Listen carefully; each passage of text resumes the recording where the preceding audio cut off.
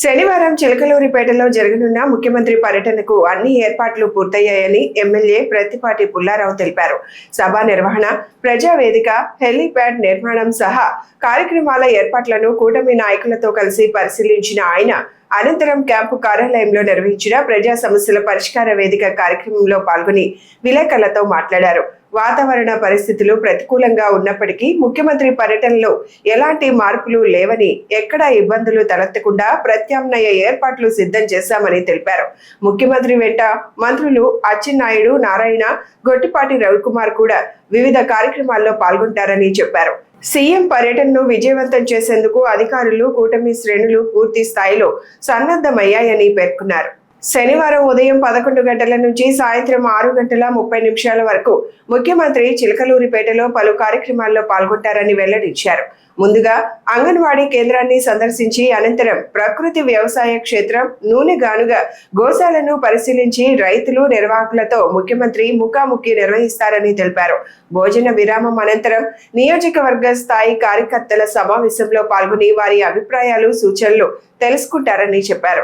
సాయంత్రం 4 గంటలకు స్వచ్ఛాంధ్ర, స్వర్ణాంధ్ర, అన్నదాత సుఖీభవ కార్యక్రమాల్లో పాల్గొనే ముఖ్యమంత్రి లింగంగుంట్ల ప్రజావేదిక నుంచి రాష్ట్రంలోని 47 లక్షల మంది రైతులకు అన్నదాత సుఖీభవ, పీఎం కిసాన్ యోజన నిధులను విడుదల చేయనున్నారని ప్రత్తిపాటి పుల్లారావు తెలిపారు.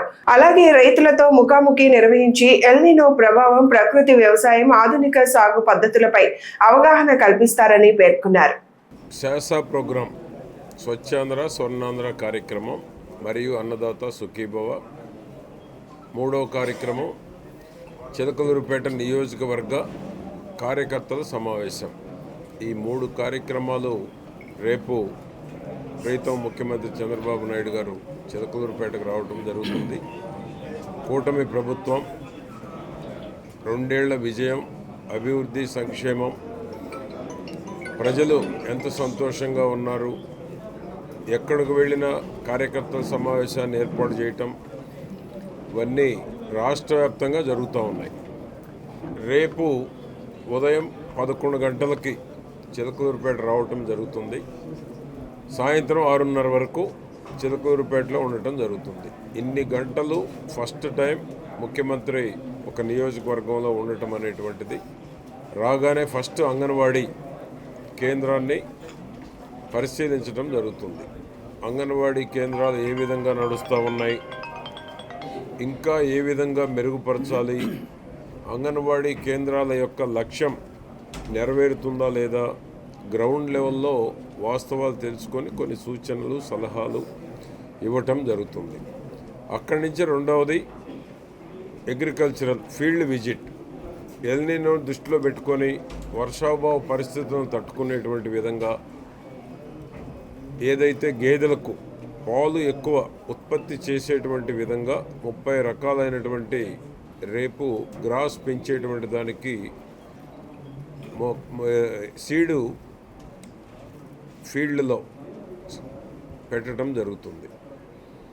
అదేవిధంగా తర్వాత అక్కడ జిల్లాలో ఎక్కడా లేనటువంటి విధంగా వేరుశనగ ఒరిజినల్గా గానుగ పాత రోజుల్లో 40 సంవత్సరాల క్రితం ఏ విధంగానైతే చేశారో అది పరిశీలించడం. అక్కడే హార్టికల్చర్ కూడా ఉంది, బొప్పాయి తోట ఉంది, వంగ తోట ఉంది, అక్కడే గిర్రెలు ఉన్నాయి, ఆవులు, పొంగనూరు ఉన్నాయి.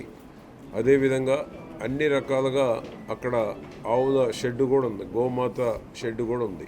ఇవన్నీ కూడా ఫీల్డ్ విజిట్ చేసినాక లంచ్ బ్రేక్ ఉంటుంది. లంచ్ బ్రేక్ అయినాక వెంటనే కేడర్ మీటింగ్ ఉంటుంది, కార్యకర్తల సమావేశం. 1 గంటన్నర పాటు కార్యకర్తల సమావేశం. అది కూడా ఎవరు రావాలి అనేటువంటిది కూడా నిర్దేశించడం కూడా జరిగింది.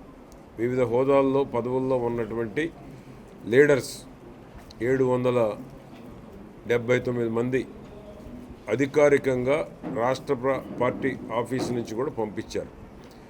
వారితో సమావేశమైనాక ఫోటోలు కూడా వారితో సీఎం గారితో ఫోటో ఇది కూడా ఉంటుంది. అందరికీ ఫోటో ఇవ్వటం కూడా జరుగుతుంది. ఆ తర్వాత ప్రజావేదిక ద్వారా స్వర్ణాంధ్ర, స్వచ్ఛాంధ్ర,